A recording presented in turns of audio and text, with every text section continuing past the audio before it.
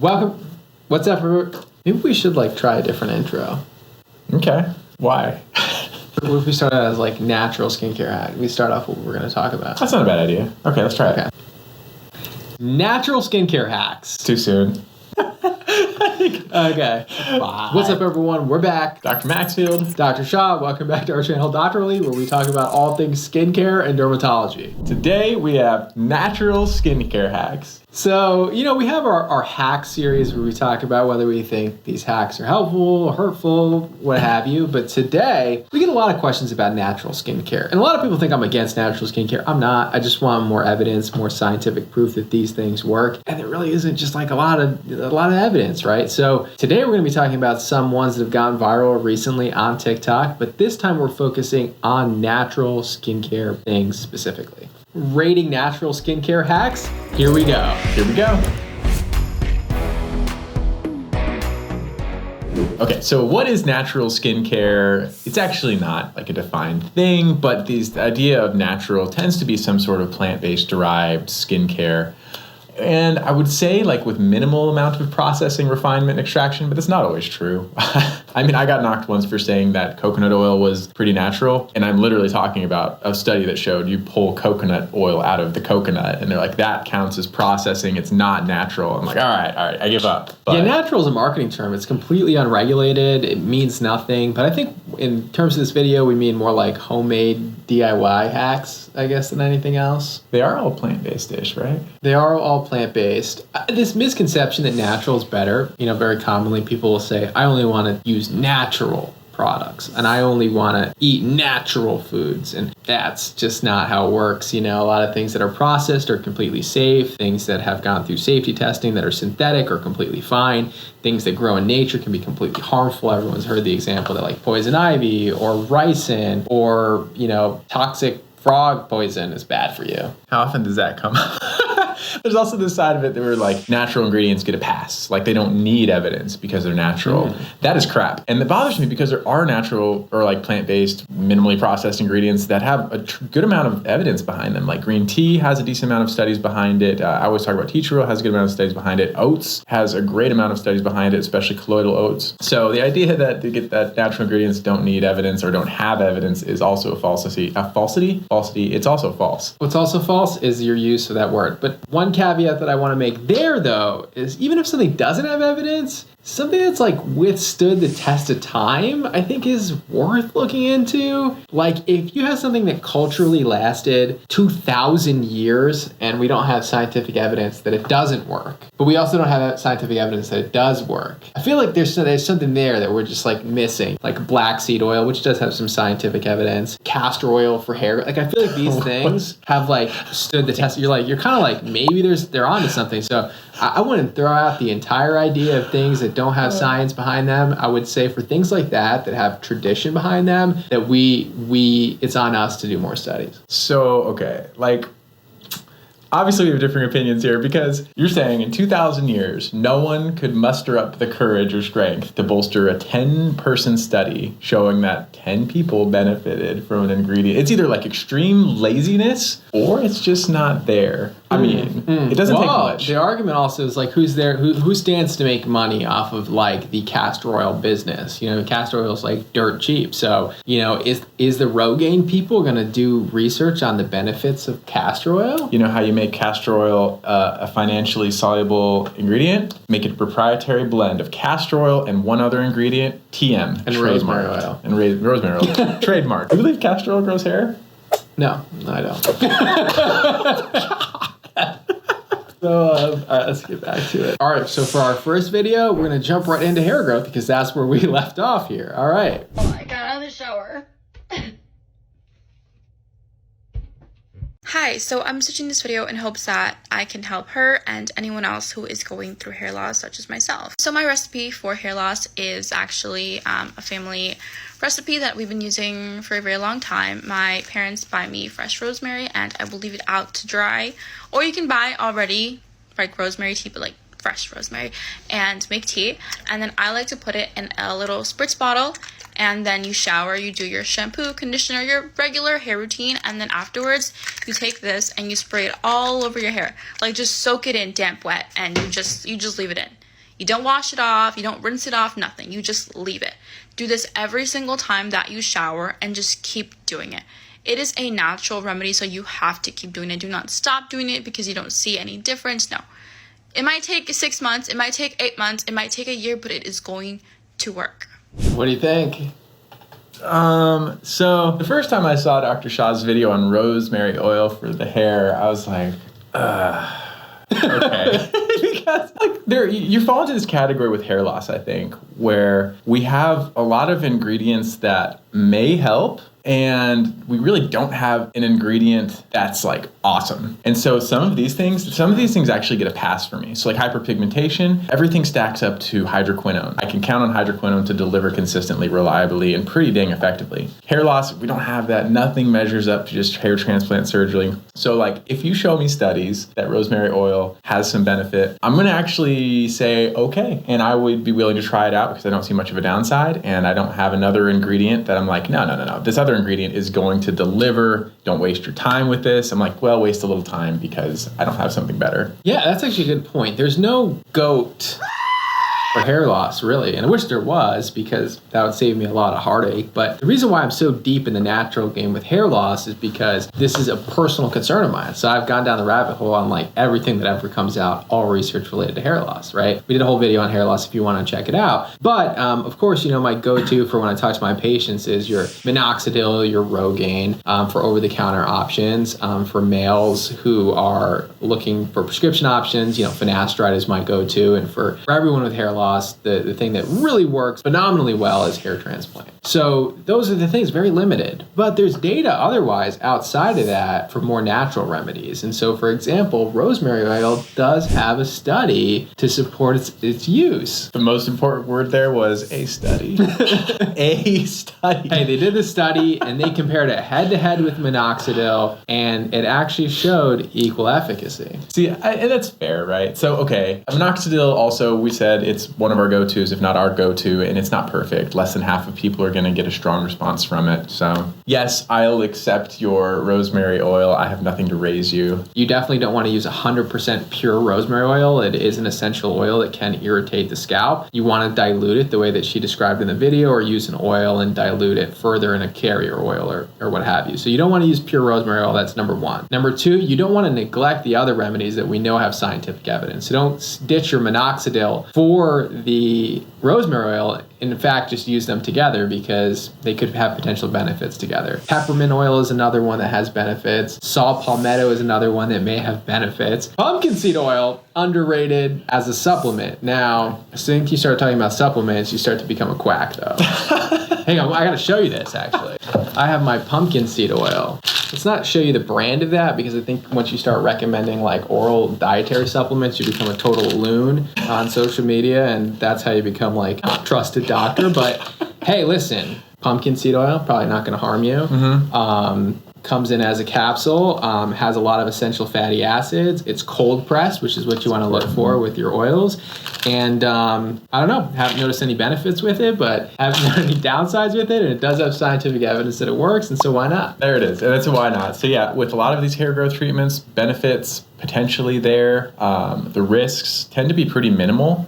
We talked about irritation, and that really is the most common offsetting things. So just be aware, yes, you can have irritation, allergic reactions to anything. So yeah, maybe upside, minimal downside, worth a go. Use multiple ingredients. We'll list all of the natural ingredients that we think have some evidence here as well, and you can kind of pick from them, see what's accessible and available to you. And the other thing with supplements that I would say is that it's completely unregulated industry, so fillers and stuff in them could be dangerous. You don't know where they process, manufacture, so look for a reliable manufacturer. I don't have one that I'm going to recommend to you, but be careful with supplements. So as far as this hack is concerned, I actually approve this hack. I know you're kind of on the fence about it. I think it's good in addition to other hair loss therapies. What I would say is that, you got to use it long term, like she mentioned in the video, to actually see results, and I would combine it with other things like minoxidil. Yeah, I think it's worth a try. I get that. I approve. All right, so next up, so on the flip side, there's something that Dr. Maxfield likes that's natural, and something that I'm not a big fan of that's natural. So today, let's roll the clip. Watch me ruin my perfect skin.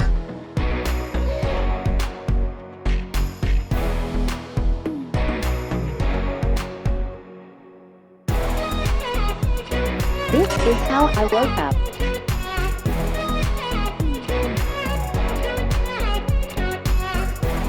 I had to take on makeup to cover it. The healing process has been slow and brutal. Skincare TikTok, any tips for me? So what are your thoughts? So first, let's clarify, what was she using? Because it flew through. So she's using one, the Noxema blemish pads. Number 2, 100%, or I think 100% pure tea tree oil. Right. And then she occluded it underneath her hat. Yeah, and then she woke up with it. Maybe not, but was she sleeping with it occluded with the hat on? I think so. That's the impression I got. Maybe it's not true. So what in this could have been problematic? The whole thing. I'm sorry this happened to her because I think you have this idea that if you use these ingredients that are shown to be helpful for acne, that, if you use more of these ingredients or if you occlude them or, that it somehow is going to be better. But we always say less is more, higher percentages, higher frequency of doing something doesn't necessarily make it more effective. It definitely increases the danger of those things. And so let's first of all look at the ingredient list on the Noxema pads because this is a recipe for disaster. 1, salicylic acid, 2%. Now this is occluded all night for a product that wasn't supposed to be left on the skin. It was supposed to use as a pad. So you're definitely going to increase the efficacy of that salicylic acid, which can increase the danger of it. 2, denatured alcohol, which may or may not disrupt the skin barrier, but does sting the skin and dry out the skin for sure. And then eucalyptus leaf oil, which is an irritant and allergen. Camphor oil, which is an irritant and allergen. Menthol oil, which is an irritant and allergen. Fragrance, which is an irritant and allergen. And then EDTA, which is a preservative. So this whole thing is a recipe for disaster left on the skin. Now you compound this with tea tree oil, which is one of the most common allergens in skincare, and then you're definitely running into trouble, especially at that 100% or pure 100% concentration. Yeah, exactly. In my mind, I'm like, this is another time you got to be deliberate. You got to respect the ingredients, and you have to understand what you're using, right? Respect the ingredient. I like that. It's a new thing. It is a new thing. It's a tagline. Never said the it. ingredient. Like tea tree oil is one of those natural ingredients that has a lot of benefits, has a lot of studies, has very deliberate uses. We know what it's good at. We know how to use it. It's mostly antimicrobial, some anti-inflammatory. You're like, how could something anti-inflammatory contribute to that? Well, we are very certain, and all the studies have backed this up, that the irritation threshold and maybe even the allergenicity, but not as much as the irritation, is related to concentration. So the lower concentration, the safer it is. And we actually know that the benefits from tea tree oil come at a concentration at less than 5%. So using 100% is at least 20 times too strong. Right, so you'll see benefits at lower concentrations, and they have shown studies that tea tree oil can help with acne. Tea tree oil can help with dandruff or seborrheic dermatitis. So there are benefits to tea tree oil. I actually think that it's one of the few natural ingredients that does have good scientific evidence behind it. But it is an essential oil. It does have D-limonene in it. It is one of the most common allergens that it's an essential oil as well. And so not only the irritancy potential at higher concentrations, but even at lower concentrations for people with sensitive skin. So a lot of people aren't going to react to it, but people with sensitive skin could react to tea tree oil negatively, especially if you occlude it on the skin overnight. Yeah, and occlusion is, I don't know, the significance of that really can't be understated. We know that with other ingredients, if you occlude something, it can make it up to 1,000 times stronger. She took this unfortunate but incredibly irritating combination of ingredients and then drove it into the skin maybe 1,000-fold. So if you take something that's 20 times too strong and then occlude it, it's like 20,000 times stronger than what the skin needed or could tolerate. So she asked at the end of the video what you would do if this happens. With this, it really does look like a primary irritation reaction. All of the injury was very localized to that area, and she was left with post-inflammatory hypo and hyperpigmentation, the light and the dark spots. Yeah, I would lay off of everything for a little bit, let your barrier repair itself. So one of the things is, simple, gentle cleanser. Anytime you have an adverse reaction to something, fragrance-free gentle cleanser, fragrance-free gentle moisturizer. And for something like this, definitely sunscreen, because during the healing process, you increase the risk of hyperpigmentation when those melanocytes are very active if you're not protecting your skin from the sun. And so I'd use an anti-inflammatory sunscreen, something with zinc oxide in it, because it does have anti-inflammatory properties. And So gentle cleanser, gentle moisturizer, zinc oxide-based sunscreen. Use it until your skin heals. Something like Vaseline is very helpful for the skin to heal. And then after a few weeks, then I would start focusing on that hyperpigmentation that's left behind. And of course, see your dermatologist. But very unfortunate that something like that happens. I think that's why we do these videos, to try to tell people not to do those things. But I think it goes without saying that we don't approve this hack. No, the hack is, she doesn't approve of the hack. But it's not like we don't approve of at least one ingredient entirely. Those pads were like a disaster waiting to happen. Yeah, tea tree oil we're split on. I think reasonable to be split on, which is why I think our channel has sort of an interesting approach to things, because we both have different perspectives and both have very convincing arguments behind them that you could argue either way. There are certain things that are set in stone that everyone can agree are bad, and we always come together on those things. And then there's one where there's evidence one direction, evidence the other, and one of us falls on one side or the other, which I think makes it really interesting. But all three of us are in consensus that the combination here is a fail. All right, so next up, this one's a little bit less dangerous, but we're going to be talking about a homemade mask. We review masks all the time, and we may have touched on this to some extent at some point, this type of mask. But let's see what we got in store.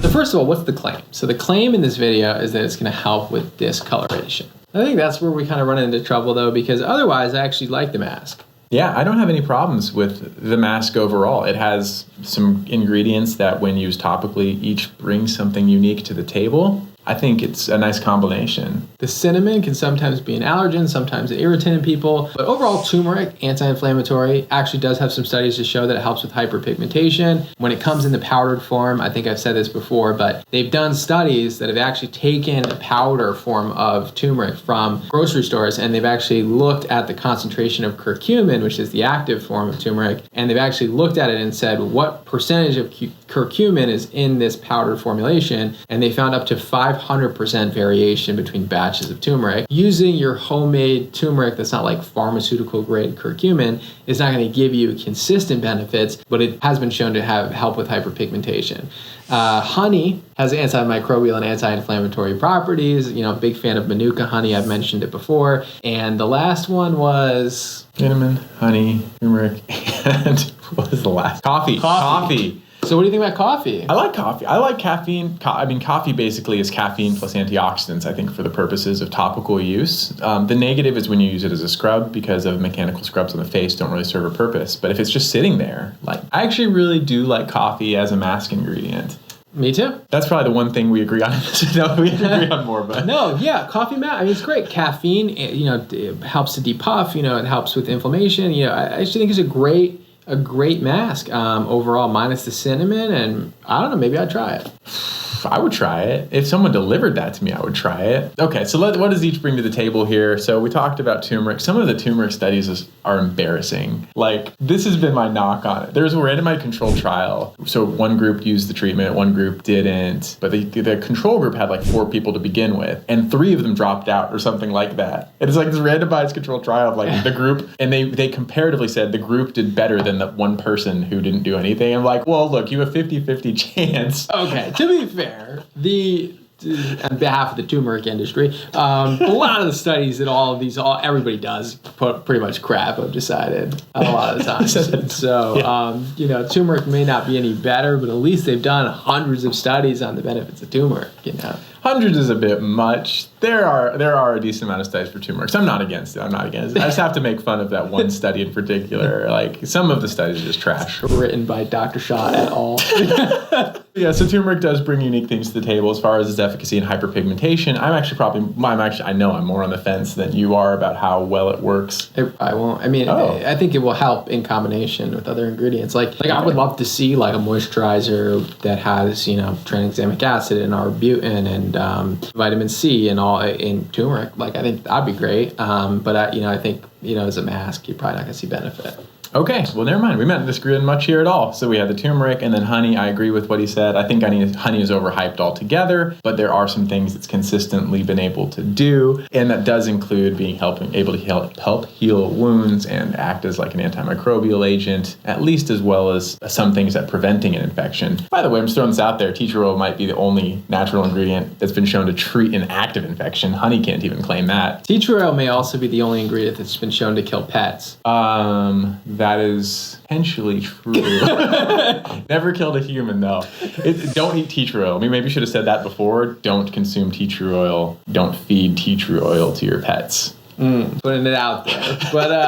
But you know, overall, with these DIY masks, you know, I'm pretty consistent. I don't think you're going to see long-term benefits with them. Better off, save time, you'd save money if you just bought a good skincare product that accomplished these things. But I understand that people want to make masks in the kitchen. If you were going to make a mask, this one minus the cinnamon, not a bad option. Totally agree. This would be high up on my mask list if I were to dedicate a lot of time to making masks. So approved? Approved. I think it's pretty approved. All right, so that concludes our natural skincare hacks. Thank you all so much for tuning in. Yeah, we will have more. I think I'm like going to invest us in this. Like, I like the natural world. I grew up in the natural space, so we'll do more of this like natural ingredient thing in the future. Please like, comment, subscribe, and we will see you next time.